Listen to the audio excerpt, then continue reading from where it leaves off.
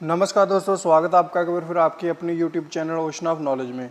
तो दोस्तों आज अगेन हम पढ़ेंगे अकाउंट्स एंड बुक कीपिंग का जो हमने टॉपिक पकड़ा हुआ है उसको हम कंटिन्यू रखेंगे। ठीक है दोस्तों, इसके करेंगे हम इम्पोर्टेंट MCQs और ये दोस्तों होगा हमारा आज पार्ट 8। ठीक है, इससे पहले हम 7 पार्ट इसके अपलोड कर चुके हैं। जिनने वो वाले वीडियो नहीं देखे तो वो वाला वीडियो भी ज़रूर देखें ताकि आपका कोई MCQ छूट ना जाए। ठीक है दोस्तों, और इन प्रश्नों की जो PDF होगी वो आपको हमारे टेलीग्राम ग्रुप में आपको दे दी जाएगी। ठीक है दोस्तों, और टेलीग्राम का जो लिंक है वो आपको डिस्क्रिप्शन बॉक्स में हमने प्रोवाइड करवा दिया है। ठीक है दोस्तों, तो बने रहिए हमारे चैनल के साथ। अब करते हैं वीडियो को शुरू बिना देरी किए हुए। Let's go.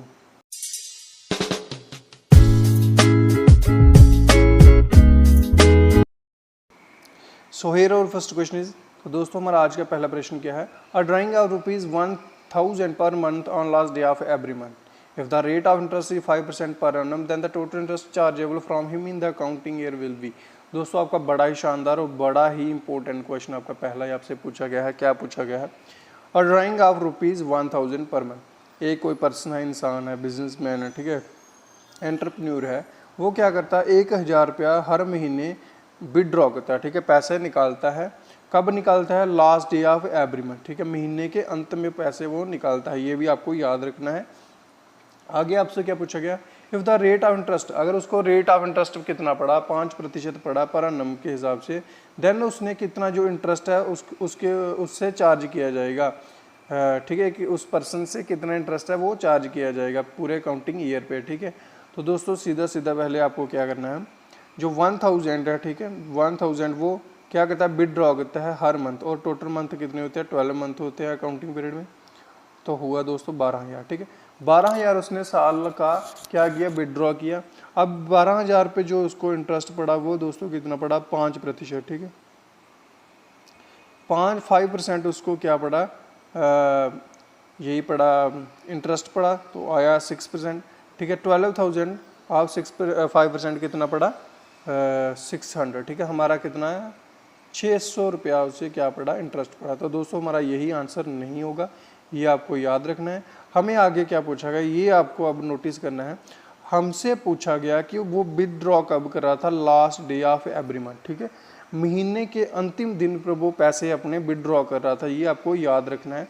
महीने के अंत में वो पैसे निकलवा रहा था। ठीक है, ये याद रखना है। आपको ये भी पूछा जा सकता है महीने के शुरू में, महीने के बीच में और महीने के अंत में। 3 है ये टॉपिक। ठीक है, और अगर आपको ये बोला जाए जैसे लास्ट डे, तो अगर लास्ट डे में हो तो क्या आता है, जो लास्ट डे का जो पैसा होता है जब वो पैसे निकालता है तो उस पर वो क्या होता है, 5.5 मंथ का जो इंटरेस्ट चार्ज करते हैं। ठीक है, अकाउंटिंग पीरियड के हिसाब से कितना इंटरेस्ट चार्ज किया जाता है, 5.5 मंथ का जो है इंटरेस्ट चार्ज किया जाता है। तो 600 पे क्या होगा, 600 पे 5.5 जो मंथ का है वो इंटरेस्ट चार्ज किया जाएगा। ठीक है, तो दोस्तों वो हमारा कितना आएगा, 275। कितना आएगा, 275। ठीक है, तो ये हमारा आया क्या, राइट आंसर क्या होगा, 275। तो इससे इतना पैसा है जो इंटरेस्ट के तौर पर चार्ज किया जाएगा इस पर्सन से। तो बी पार्ट हमारा होगा आंसर बिल्कुल सही। इसके साथ साथ मैं आपको थोड़ा सा और आपको बता देता हूँ।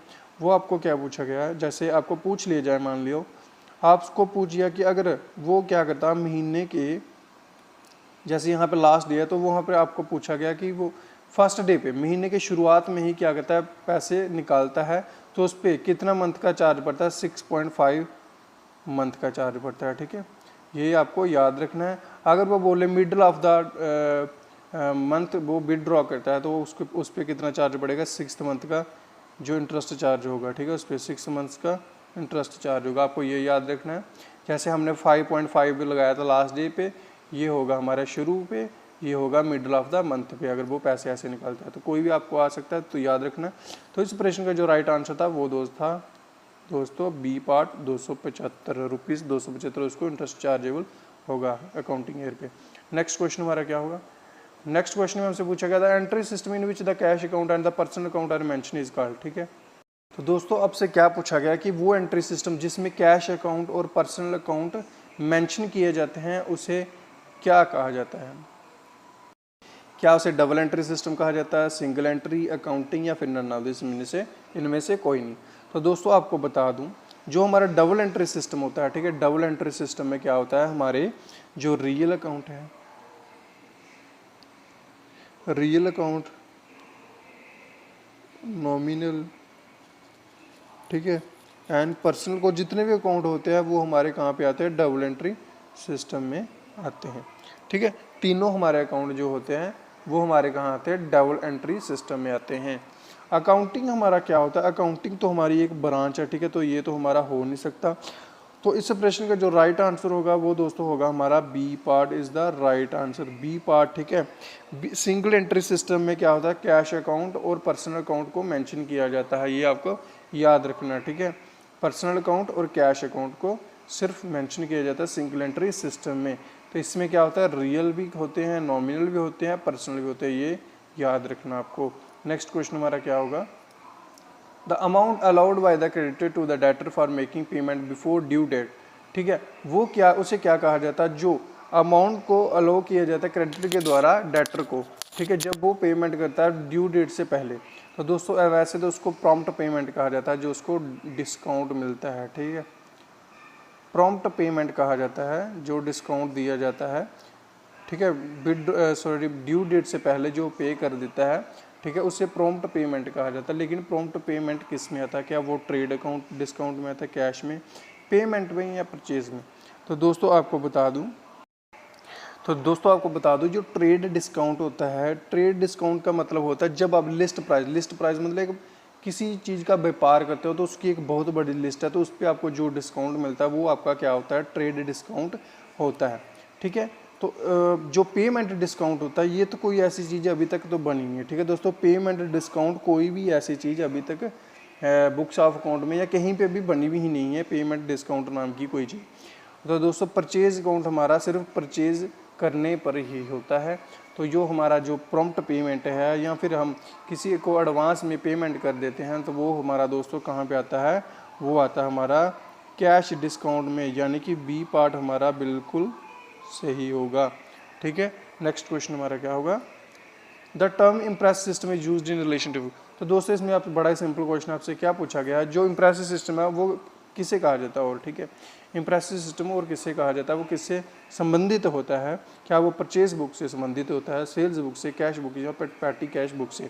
तो दोस्तों अगर आपने मेरे पिछले वीडियो देखे हैं तो उससे किसी इम्प्रेसिव सिस्टम के नाम से भी जाना जाता है दोस्तों, वो है आपका petty cash book. D part is the right answer होगा आपका, ठीक है, petty cash book. Next question हमारा क्या होगा, dealing between two peoples and things is called, ठीक है दोस्तों, बड़ा इंपॉर्टेंट और ये बड़ा ही सिंपल क्वेश्चन आपका, ठीक है। आपसे क्या पूछा गया कि जब दो इंसानों में क्या होता है, डील होती है किसी चीज़ को लेके, ठीक है, तो उसे क्या कहा जाता है।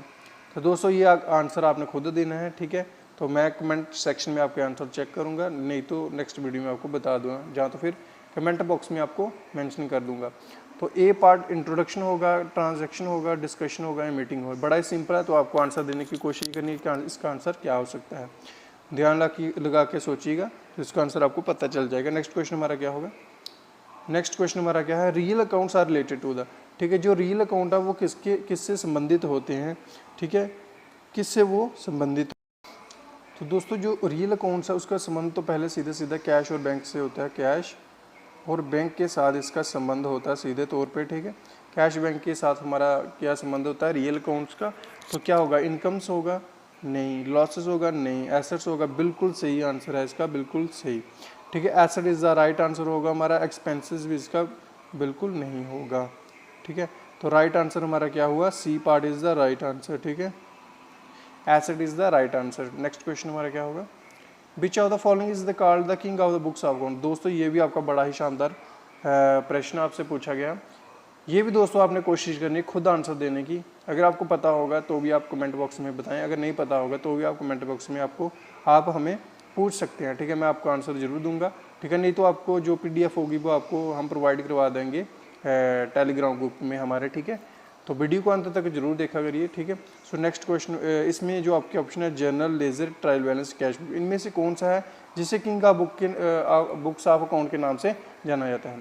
सो नेक्स्ट क्वेश्चन हमारा क्या होगा, subsidiary books are called books of. जो सब्सिडरी बुक्स होती हैं उन्हें किस बुक, कौन सी बुक के नाम से जाना जाता है? Secondary books, original entry, final entry, temporary entry. तो दोस्तों आपको बता दूं, जो फाइनल एंट्री होती है हमारी, ये तो लेजर में होती है, ठीक है। लेजर में हमारी क्या होती है? फाइनल एंट्रीज होती हैं, ये भी आपको याद रखना है, ठीक है। ठीक है, लेजर में आपकी क्या होती है? फाइनल एंट्री होती है, ये आपको याद रखना। आपको पूछा जाए कि कहाँ पे आपकी जो है वो फाइनल एंट्री होती है, तो आपका आंसर होना चाहिए लेजर, ठीक है। तो जो टेम्पररी एंट्री, ये तो ऐसी कोई तो चीज़ होती नहीं है, ये तो होती ही नहीं है कोई, ठीक है। सीधे सीधे आपके दिमाग में होना चाहिए। सो इस प्रश्न का जो राइट आंसर होगा वो दोस्तों होगा आपका या तो सेकेंडरी एंट्री या फिर ओरिजिनल एंट्री। लेकिन इस प्रश्न का जो सही उत्तर है वो है दोस्तों आपका B part is the right answer, original entry, ठीक है। सो नेक्स्ट क्वेश्चन हमारा क्या होगा? नेक्स्ट क्वेश्चन हमसे पूछा गया universally accepted customers rules and traditions, ठीक है। बुक मतलब अकाउंटिंग पे पूछा गया आपको, तो दोस्तों ये आपको याद रखना है कि जो हर जगह आपके जो कस्टमर हो, रूल्स हो, ट्रेडिशन, इनमें से क्या है जो हर जगह एक्सेप्ट कर लिया जाता है? क्या वो अकाउंटिंग प्रिंसिपल है, अकाउंटिंग कन्वेंशन है, अकाउंटिंग ट्रेडिशंस है, फिर या फिर अकाउंटिंग रूल्स है? तो दोस्तों नीचे से मैं शुरू करता हूँ। जो अकाउंटिंग रूल्स है वो हर कोई अपने हिसाब से बना सकता है, ठीक है। किसी का क्या होता है, सोल प्रोप्राइटर का बिजनेस होता है, किसी का पार्टनरशिप होता है, तो हर कोई अपने हिसाब से अपनी कंपनी के जो रूल्स हैं, जो डीड है, अगर पार्टनरशिप है तो डीड है, वो अपने हिसाब से रूल्स उसके बना सकता है, ठीक है। यूनिवर्सल एक्सेप्टेड नहीं होगा वो। अगर ट्रेडिशन की बात की जाए तो हर जगह में, हर एरियाज़ में, हर देश में अलग अलग तरह के ट्रेडिशंस होते हैं, ठीक है। तो ये भी इसका आंसर बिल्कुल नहीं होगा, ट्रेडिशंस भी इसका आंसर, अकाउंटिंग ट्रेडिशंस भी इसका आंसर नहीं होगा। तो दूसरा हमारा नेक्स्ट हमारा क्या? Accounting convention. अकाउंटिंग कन्वेंशन में क्या होता है? कन्वेंशन में आता है पारंपरिक, ठीक है। पारंपरिक यानी कि हमारी परंपरा है किसी काम करने की, तो उसी को फॉलो करना है, ठीक है। तो ये भी हमारा बिल्कुल आंसर नहीं होगा। तो जो मेन आंसर होगा इसका, जो राइट आंसर होगा दोस्तों, वो होगा हमारा A part is the right answer, accounting principle, ठीक है। Accounting principle is the right answer, ठीक है। जो नियम बनाए गए हैं, ठीक है, जो प्रिंसिपल्स हैं, जो अकाउंटिंग की जो प्रिंसिपल्स है, वो हर जगह पे यूनिवर्सली एक्सेप्ट किए जाते हैं। नेक्स्ट क्वेश्चन हमारा क्या होगा? नेक्स्ट क्वेश्चन हमसे पूछा गया विच of the following will be recorded in the books of account. इनमें से क्या है जो बुक्स ऑफ अकाउंट्स में दर्ज किया जाता है? Sales of goods, payment of salary, purchase of goods, या फिर ऑल ऑफ दीज। तो दोस्तों आपको बता दूं, क्या सेल्स ऑफ गुड्स है जो, वो क्या बुक्स ऑफ अकाउंट में दर्ज नहीं होती? तो दोस्तों ये बिल्कुल सही है। सेल्स ऑफ जो गुड्स हैं वो अकाउंटिंग में 100% उसको रिकॉर्ड किया जाता है। जो भी चीज़ें आपकी दोस्तों बिजनेस के रिलेटेड, ठीक है, कोई भी चीज़ है उसको क्या करना पड़ता है? रिकॉर्ड करना ही पड़ता है बुक्स ऑफ अकाउंट में। तो अगर आपने कोई सेल की गुड्स की तो वो आपकी क्या होगी? रिकॉर्ड डेफिनेटली होगी। दूसरा है आपका पेमेंट ऑफ सैलरी, ठीक है। पेमेंट ऑफ सैलरी भी आपका बिल्कुल सही होता है, क्योंकि अगर आपने कोई स्टाफ रखा हुआ है तो अगर जब आप उसको क्या करते हो, किसी अपने स्टाफ को क्या करते हैं, सैलरी पे करते हो, तो आपको क्या करना पड़ता है? उसका रिकॉर्ड दर्ज करना पड़ता है कि इतनी सैलरी इसको दे दी, इस महीने की दे दी, पूरा आपको क्या रिकॉर्ड दर्ज करना पड़ता है बुक्स ऑफ अकाउंट में। तीसरा क्या? Purchase of goods. अगर आपने कोई सामान खरीदा हुआ है तो उसका भी वो रिकॉर्ड आप बुक्स ऑफ अकाउंट्स में डेफिनेटली नोट डाउन करोगे, ठीक है। सो राइट आंसर क्या होगा हमारा? ऑल ऑफ दीज, ठीक है। Right answer is D part, all of these, या फिर ऑल ऑफ द अबव, ठीक है। सो दोस्तों ये था हमारा आज का वीडियो। आई होप कि आपको वीडियो पसंद आया होगा। वीडियो को लाइक कमेंट शेयर जरूर करें। तो जिन प्रश्न के मैंने उत्तर नहीं दिए, कोशिश करिएगा आप उनके उत्तर देने की कमेंट बॉक्स में। अगर आपको कुछ भी मुश्किल हो तो आप क्या करें, हमें कमेंट बॉक्स में बता दें, हम उसके आंसर की आपको ज़रूर देंगे। और दूसरी बात ये है कि आपको जो PDF है उस पर आपको आंसर मिल जाएंगे हर चीज़ किसी का, ठीक है दोस्तों। तो थैंक यू दोस्तों, थैंक यू।